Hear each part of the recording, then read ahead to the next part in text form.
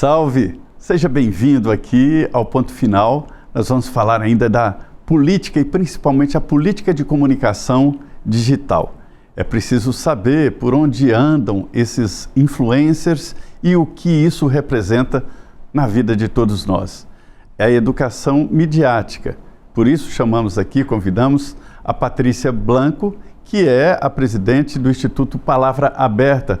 Patrícia, obrigado por estar aqui nos estúdios da Jovem Pan. Eu que agradeço, é um prazer enorme estar aqui conversando com você sobre esse tema que é tão rico e tão atual. Eu acho que e muito polêmico, né, Patrícia? Muito polêmico. O Instituto Palavra Aberta, ele é ligado à ABERT, Associação Brasileira de Rádio e Televisão, a ANJ, né? Sim, exatamente. A Associação Nacional de Publicidade também. A ABAP e a Associação Nacional dos Editores de Revistas. Isso.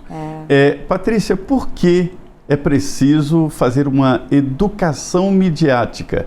Aconteceu aqui em Brasília uma reunião, um encontro muito importante exatamente sobre esse tema. Mas por que precisa de uma educação midiática? Veja, Zé Maria, a gente vive hoje um momento de uma super proliferação de informação.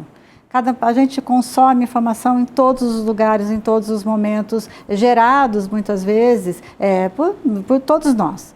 Nós passamos de uma era onde poucos produziam conteúdo, que eram os veículos de comunicação formalmente estabelecidos, como no caso da Jovem Pan, para uma produção intensa, feita por todos nós, né? O cidadão passou de consumidor passivo de informação a produtor ativo de conteúdos. Então, a gente precisa saber interpretar corretamente as informações que chegam até nós. E é isso que a educação midiática faz. Ela é um conjunto de habilidades, né, para que o cidadão desenvolva essas competências necessárias para acessar a informação de forma correta, analisar criticamente essas informações, saber verificar de onde vem a procedência, se é fato, se é uma ficção, se é uma desinformação, qual o propósito dessa informação, mas ela também atua no sentido de ajudar o cidadão a produzir conteúdo de forma ética e responsável. E fechando, né, o que a gente chama da mandala da educação midiática, ela vem também com o papel de discutir e de formar cidadãos para que eles possam participar ativamente do ambiente informacional. Esse conceito, esta realidade do novo mundo de comunicação é liberdade de expressão, né? Isso é muito positivo. Muito positivo. A liberdade de expressão é um direito fundamental, está no artigo 19 da Declaração de Direitos Humanos, está na Constituição Federal, artigo 5º da Constituição, é livre a manifestação do pensamento, sendo vedado o anonimato. Então, o exercício desse direito, ele tem que ser visto, né, não só como uma atividade para que você possa expressar as suas crenças, as suas ideologias, mas também como uma forma de respeitar quem pensa diferente. E também fazendo isso com ética e com responsabilidade. Eu tenho falado muito, Zé Maria, que nem tudo é censura, mas também nem tudo é liberdade de expressão. Que a gente precisa saber interpretar corretamente esse direito. É um limite sensível, difícil, né, Patrícia? Exatamente, porque quando a gente fala, eu tenho liberdade de expressão para falar o que eu quero, a liberdade de expressão, ela te dá esse direito, mas ela também te coloca, e está na Constituição, que você não pode sair caluniando, você não pode cometer atos contra a honra, você não pode mentir no sentido de imputar crimes em pessoas inocentes. Então, ela tem responsável, quem fala, quem exerce o direito à liberdade de expressão tem que ter a responsabilidade. Eu discordo, eu acho que pode. Eu tenho a impressão que pode tudo, né? A liberdade de expressão é exatamente isso. Só que você vai ser responsabilizado num determinado momento, né? Sim, você pode falar, mas você tem que ter a noção de que se você cometer algo que possa ferir a dignidade, a honra de determinada pessoa, você pode ser responsabilizado por isso. E então, isso não é censura, isso é responsabilização. Então não precisa regulamentação. Já está devidamente regulamentado se existe lei atual para punir quem exagera ou quem comete crimes. Sim, no caso da liberdade de expressão, a Constituição é muito clara. A gente não precisa de uma lei nova que regule ou que trate da liberdade de expressão. A gente precisa, talvez, de uma discussão ampla no sentido da responsabilização de determinados conteúdos fraudulentos que são produzidos em larga escala, que são produzidos de maneira industrial. Aí a gente está falando de outra coisa, a gente está falando, né, do uso desse direito fundamental para a prática de atos criminosos. É interessante que um advogado me alertou sobre a legislação, principalmente a penal. Nenhum artigo do Código Penal diz não matarás, né? Mas diz, se você matar, você vai ter uma pena de 8 anos, a partir de 8 anos de prisão, né? Então, assim, eu entendo que a legislação brasileira e a Constituição, quando fala da liberdade de expressão, vetado o anonimato, né? Isso aí já complementa o que mais precisa, porque há uma campanha e há uma insistência no sentido de regulamentar esse setor. Na verdade, eu acho que tem aqui essa questão da Constituição, que ela é muito clara. Você tem outras leis que já estão instituídas. Então, quando alguém fala assim, a internet é uma terra sem lei. Não é uma terra sem lei. Você tem no marco legal brasileiro, você tem o Marco Civil da Internet, você tem a Lei de Proteção de Dados, a LGPD, por exemplo, que ela já te coloca quando você tem algum risco de invasão de privacidade. A LGPD está aí, é uma lei super moderna, atual e que pode ser utilizada. Você tem, por exemplo, a lei, o Código de Defesa do Consumidor, que pode ser utilizado também para práticas, por exemplo, de propaganda enganosa, ou até de produtos que você tenta comercializar e que acabam não sendo entregues. Por exemplo, o Código de Defesa do Consumidor pode fazer isso. Você tem a lei da concorrência. Então, já existem marcos legais que possibilitam, por exemplo, o combate à desinformação e a proteção do próprio consumidor, usuário desses produtos de redes sociais. O que a gente precisa avançar? Na regulamentação dos serviços oferecidos pelas plataformas. Então, você pode, por exemplo, melhorar a forma de transparência, né, na hora que quando você está sendo alvo de uma publicidade, saber se aquele conteúdo é publicitário, se aquele conteúdo foi impulsionado, se foi impulsionado, quem impulsionou. Da onde veio, se você permitiu que o seu dado fosse aberto para que aquela empresa usasse esse dado. Então, a gente pode avançar em marcos legais para melhorar a relação entre o usuário e serviços digitais. Agora, se a gente olhar na questão de combate à desinformação, por exemplo, a gente tem uma linha muito, muito tênue entre o que como você bem colocou, o direito de se expressar, e esse direito ser visto como desinformação. Quem vai determinar se aquilo é verdade ou é mentira? Quem vai determinar, de fato, se a minha opinião é real ou não? Então, a justiça é discricionária, ela sempre é assim. Sempre é assim. Mas e nesse sentido já existem, né? Porque a desinformação ela pode ser vista como um atentado à honra, por exemplo, como uma calúnia. Se eu chegar para você e disser, olha, o Zé Maria aqui falou tal coisa e não foi verdade, e eu te colocar numa situação caluniosa, você pode me processar. E eu serei responsabilizada por a minha palavra. Mas aí entra no grande debate, sobre esta responsabilização. Quando alguém faz calúnia contra alguém ou comete crimes, olha, isso está matando, está prejudicando, matando reputações e tal. Eu entendo que as plataformas também são responsáveis ou corresponsáveis, porque nós aqui nas mídias tradicionais, né, rádios, TVs, jornais, se responsabilizam pelo que publicam. E por que as plataformas não? Eu acho que assim, a gente precisa primeiro olhar que são plataformas muito distintas umas das outras. A gente não tem, por exemplo, uma plataforma, você não tem os produtores de sabonete, né? Que são produtores de sabonete e todos produzem um sabonete barra dos 180 gramas e tudo mais, você pode regular de forma uniforme. Cada plataforma tem uma peculiaridade. Então, o que você tem que analisar qual é o sentido, quer dizer, como é a oferta daquele serviço oferecido por uma determinada plataforma. Muito característico. Muito característico. Com perfil. Então, sim, você tem uma discussão aí de oferta de serviço.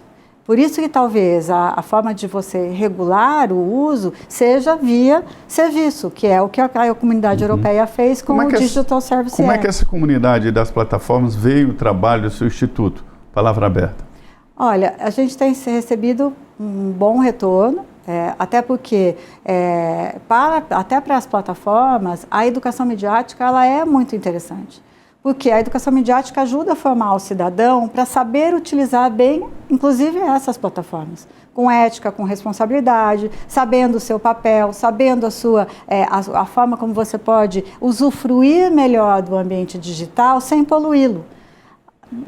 As plataformas também não querem que os crimes que aconteçam dentro dos seus ambientes. Então, elas querem limpar esse ambiente também. Talvez Patrícia, não com a mesma velocidade que a gente gostaria, mas eu vejo que o trabalho da educação midiática ela é muito importante para justamente empoderar o cidadão para que ele faça um bom uso dos meios de comunicação existentes atualmente. Vamos conceitualizar aqui.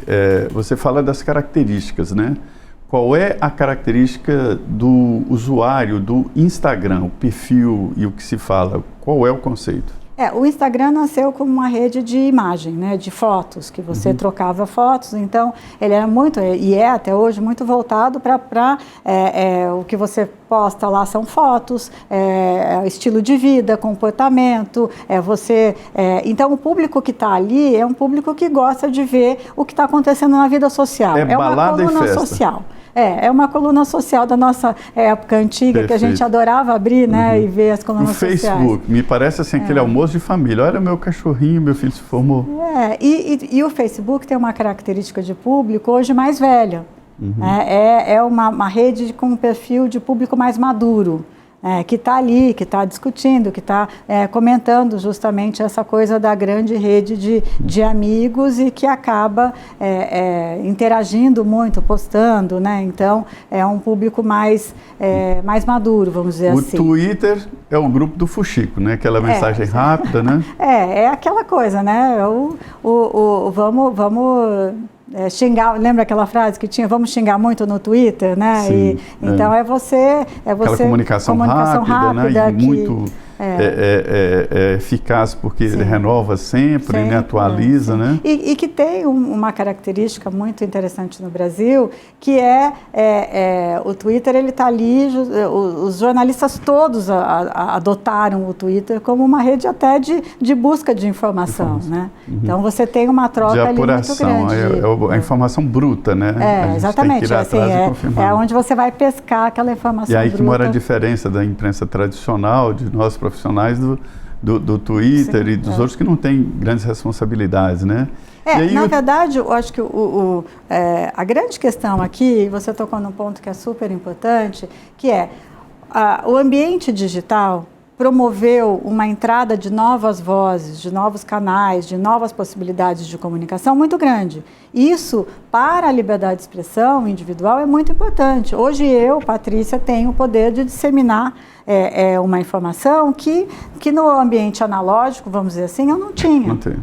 Eu precisaria de uma emissora de rádio, de uma emissora de TV ou de uma gráfica para imprimir um jornal, para eu poder ter esse canhão de disseminação de informação. Por um lado, isso é muito interessante, isso é muito relevante. Quantos canais nativos digitais existem hoje? Quantas possibilidades que a gente tem de veículos, de novas vozes, por exemplo, de novas criações artísticas. O humor, por exemplo, encontrou um espaço muito grande para divulgação no YouTube, por exemplo. Então, você tem um espaço muito importante para isso. Só que, junto com isso, vieram também aquele influenciador, aquele formador, aquela pessoa que pesca uma informação, não faz a apuração jornalística necessária e simplesmente dissemina, sem nenhuma responsabilidade. A linguagem da internet ela é binária, né? De amor e ódio, amor e ódio. Exatamente. YouTube, qual é a característica? O YouTube é uma grande plataforma de vídeo mesmo, de música, de você poder acessar conteúdos, né? Entretenimento. Mas tem também um lado do YouTube que é muito interessante. Eu gosto sempre de olhar a metade cheia do copo, viu, Zé Maria? Porque eu acho que o YouTube promoveu uma democratização do acesso à educação muito grande. Muito grande. Existem aulas fantásticas. Fantásticas. Você tem hoje o YouTube Edu, que é uma plataforma onde se você mora lá, eu sou do interior de São Paulo, uma cidade de 30 mil habitantes em Piraju, que tem pouquíssimas faculdades, que não tem acesso. Eu, moradora de Piraju, posso acessar o YouTube Edu e ter aula com os melhores professores. Eu posso acessar aulas, por exemplo, para me preparar para um concurso público, para me preparar para uma faculdade, para um vestibular, a partir das aulas do YouTube. Das aulas do YouTube. Aí tem uma plataforma que eu gosto muito, que é a LinkedIn, né? Que ali eu consideraria assim como um almoço ou um encontro de negócios, né? É uma grande rede de networking, né? Sim. Que você faz lá o network você fala ali, com chefes, né, CEOs de grandes empresas, de igual para igual. E olha que interessante, né? Que eu acho que a gente tem que olhar, de novo, olhando a metade cheia do copo. Foi a diminuição dos degraus para você atingir determinadas pessoas. Isso é muito interessante. Você pode conversar, você, como um jornalista, pode buscar uma fonte ali no LinkedIn. Eu, como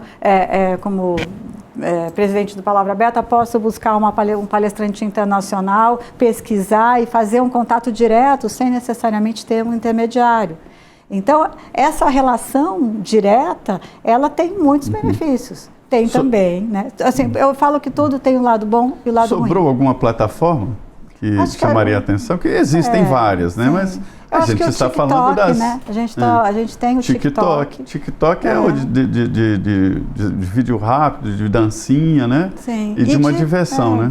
Diversão, entretenimento. É engraçado que no TikTok tem uma comunidade muito ativa de leitores que se encontraram lá para troca de dicas de livros. Você fala, nossa, no TikTok, que todo mundo lá só faz dancinha e fica tentando bumbum, fazer... Não sei o quê, né? Exatamente. Não, você tem também. Então, por isso que eu falo, a gente não pode acreditar que o ambiente digital só traz coisas ruins. E o futuro? Qual é o futuro das plataformas? Aparecerão outras? Essas devem ficar mais velhas? Eu acho que assim, a gente já está vendo... muito rápido, né? É muito rápido. Você pega, né? Quando o Google foi criado, ele era o grande site de buscas. Hoje a geração mais nova, de 12, 13, 15 anos, faz buscas no TikTok. Aí o que a gente já está vendo? Uma migração da busca para as plataformas de inteligência artificial generativas. Então, a pessoa, na hora que vai produzir um texto e pede ali, faz o prompt para o ChatGPT, ela já está fazendo uma busca. Então, no Gemini, que é do Google, ou nas outras todos os aplicativos de inteligência artificial, você faz um teste, entra em qualquer uma dessas plataformas e pede para fazer um roteiro turístico. Você quer ir para uma cidade, você quer ir para a China. Fala, eu quero ChatGPT, faça um roteiro de 5 dias para mim em Xangai. Vai vir um roteiro fantástico, que antes o que a gente fazia? A gente entrava no Google e fazia essa busca. Então, olha como as coisas vão migrando, né, de plataforma e exigem que o cidadão esteja ciente do que essa plataforma oferece, o que está por trás dos algoritmos, como que eu interpreto o resultado, porque às vezes o ChatGPT ou qualquer aplicativo de inteligência artificial alucina, que a gente chama, né, o dado técnico, a nomenclatura técnica é alucinar.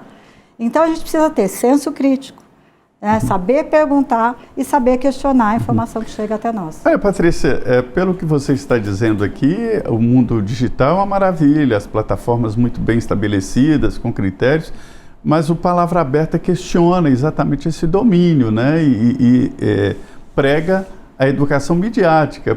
Por que se está tudo tão perfeito?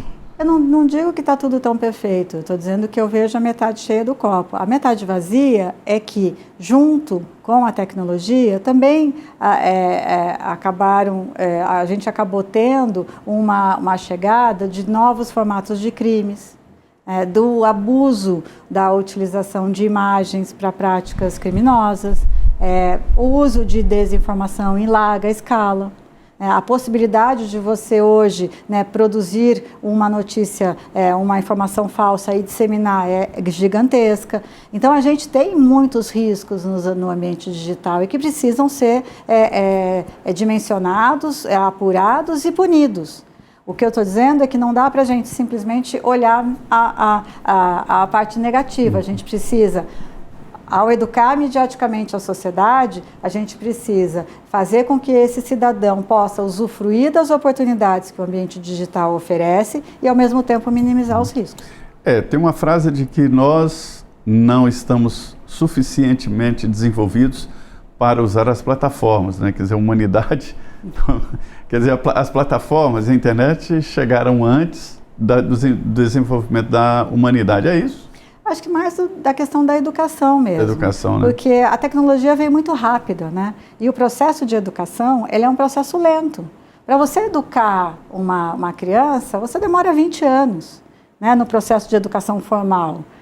Uma ferramenta tecnológica, ela é criada, ela chega muito rapidamente. Esses nativos digitais têm alguma característica especial ou diferente? Eles têm características no sentido de entender, de ter um domínio sobre a tecnologia de uma forma mais ágil do que do que nós somos migrantes. Mas o que acontece é que eles são inocentes digitais. Eles precisam entender que o ambiente digital é um ambiente complexo, que traz riscos complexo. E que precisa ser tratado com cuidado. E mais, não são só as crianças. Nós, adultos, que oferecemos nessa questão de vamos oferecer um dispositivo para a criança, para ficar no restaurante assistindo ali enquanto a gente come, vamos dar a tecnologia o mais cedo possível para as crianças, a gente também não entendia os riscos, né, que essa criança corria. Por quê? Por muitos anos se chamou, né, a gente já falou, nativo digital nasceu sabendo. Que bonitinho, meu filho faz assim na revista, né, não sabe folhear, ele folheia, ele tenta ampliar a foto, coisa linda. Revista é aquela coisa de papel, né? Aquela coisa antiga, que ainda existe, viu?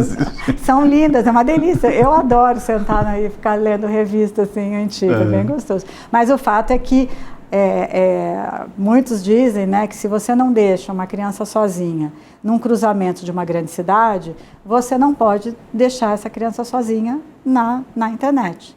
Porque você tem conteúdos que não são apropriados para a idade, você tem conteúdos perigosos, então você precisa ir construindo uma autonomia ao longo do tempo para que... O que é criança? Até quantos anos?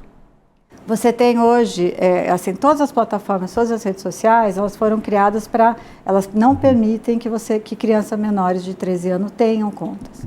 O que não acontece de fato, porque 8, 9, 10 anos estão criando contas. Só mentir lá, né? É só mentir. E essa interface, essa ligação entre as plataformas, entre internet e a educação? A educação formal, né? Eu entendo que a educação está antiga, não dá para um professor competir com as possibilidades, né, das plataformas e da internet, e aí decidiram fazer um corte, proibir o celular. Como é que o Palavra Aberta, o Instituto Palavra Aberta, analisou essa decisão de proibir o celular nas escolas e não fazer exatamente essa interligação que ela é inevitável? A lei que restringe, até é uma lei muito interessante, porque ela restringe o uso recreativo do dispositivo móvel, mas ela permite o uso com intencionalidade pedagógica. Sim. Então, essa questão de você permitir o uso com intencionalidade pedagógica... eu acho que deveria obrigar. Faz com que você consiga tratar do assunto da educação digital e midiática. Tanto que o Conselho Nacional de Educação publicou uma diretriz agora em março, regulando justamente essa questão. O uso recreativo, ele é proibido, porque ele de fato tira a atenção. A gente mesmo, quando a gente fica ligado numa rede social, você acaba perdendo noção do tempo, você sai do mundo. toca aquela luzinha lá que tem mensagem de WhatsApp, a gente corre e vê. Parece que aquela luzinha acende na gente uma curiosidade tremenda. Então, a lei, ela vem organizar um pouco, né, essa discussão. O que não pode, e é o que a gente defende, é que, por conta da lei que restringe o celular, você deixe de educar para o digital e para a educação midiática. Esse assunto ele é muito polêmico, provoca muito debate aqui, e a vinda da Patrícia exatamente para mostrar como é que é o que há por trás desses estudos e avaliações sobre o uso, né, o uso das mídias sociais. E neste momento há um grande debate sobre influencers, né? São pessoas que são poderosas, têm 50 milhões de inscritos, e eu não sei onde acharam tantos milhões assim, porque eu acho que se somar todos os inscritos aí, o Brasil teria 10 bilhões de habitantes, né? Tem uma mágica nesse processo aí. Mas essas influenciadoras e esses influenciadores têm mesmo esse papel importante até na formação das pessoas? Olha, assim, felizmente e infelizmente sim. Porque o influenciador, pelo próprio nome, ele realmente influencia. É uma palavra nova, né? É uma palavra nova. O influencer, né? O influenciador digital, eu brinco, Zé Maria, que ele é agência, ele é veículo, ele é garoto propaganda e ele é o produto. Olha a complexidade, né? E não estão preparados para nenhum desses aí. Não estamos nessas coisas. Nenhum desses aí. E aí, quando você mistura tudo isso dentro de uma única pessoa, a responsabilidade que essa pessoa tem que ter perante ao público é muito maior. Então, você tem, por exemplo, quando o influenciador faz uma né, uma publicidade de um determinado produto, até uns 4, 5 anos atrás, e eu sou do CONAR, do Conselho de Autorregulamentação Publicitária, a quantidade de reclamações que vinham porque o influenciador não indicava que aquilo era uma publicidade, porque você tinha, não sei se você se lembra, que você tinha os recebidos. Né? Porque as marcas começaram a entulhar essas pessoas que tinham grandes seguidores e que tinham potencial de falarem, se atestar que aquele produto era bom, e começavam a mandar produtos para essas pessoas. E aí a pessoa fala, vai abrir uma blusa, não sei o que, um lenço da marca tal e tudo mais. Isso, de uma certa forma, é uma publicidade que está embutida naquele influenciador. Então, o CONAR lançou um guia do influenciador digital, no qual o CONAR é um órgão, Conselho Nacional de Autorregulamentação Publicitária. Talvez seja o primeiro sistema de autorregulamentação, né? Sim. Será que no futuro nós teremos um conselho de influenciadores, uma autorregulamentação dos influencers? O que a gente prega, né, e eu não posso falar pelo CONAR, mas eu sou uma admiradora desse sistema de autorregulação, é que justamente você vai melhorando, né, os critérios para que você de fato promova uma segurança para o consumidor. Então, hoje o influenciador digital que não coloque a indicação de que aquilo é uma publicidade, ele é punido e ele é cobrado pelo consumidor. Então, de novo, entramos na questão da educação midiática, porque a educação midiática também ensina o consumidor, ensina o cidadão a identificar conteúdos, a identificar se aquilo é uma publicidade, se aquilo é um artigo de opinião, se aquilo é uma desinformação.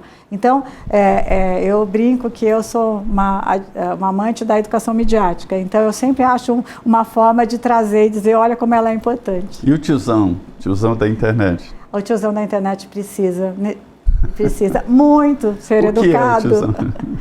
O tiozão da internet é aquele que você pode, onde, né, lá a crença dele, a ideologia transpassa qualquer dado de realidade. E tem cada coisa ridícula, né? E eles acreditam, todo mundo acredita, né? Porque é um viés de confirmação, né? Muitas vezes a informação e a desinformação, ela vem justamente ela pega pelo lado fraco da pessoa. Se você acredita que azul não é azul, e vem alguém e fala que azul não é azul, você vai comprar essa ideia. Eu brinco da questão dos terraplanistas, né? Eu brinco, né? Eu sempre uso Piraju, minha cidade, que eu amo, minha mãe mora lá ainda. Mas a Terra não é plana, não? Então, eu acho que não.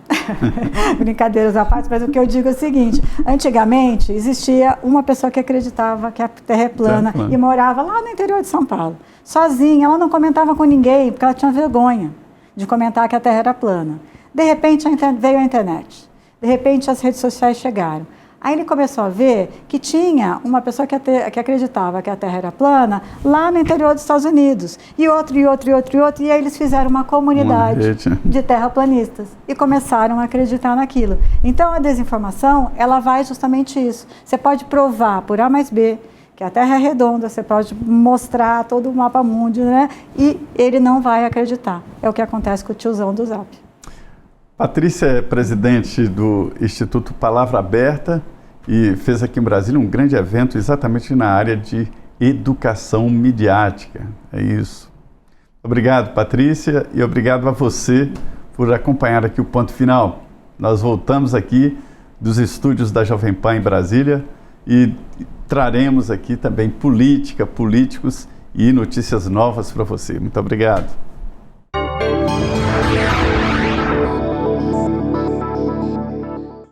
A opinião dos nossos comentaristas não reflete necessariamente a opinião do Grupo Jovem Pan de Comunicação.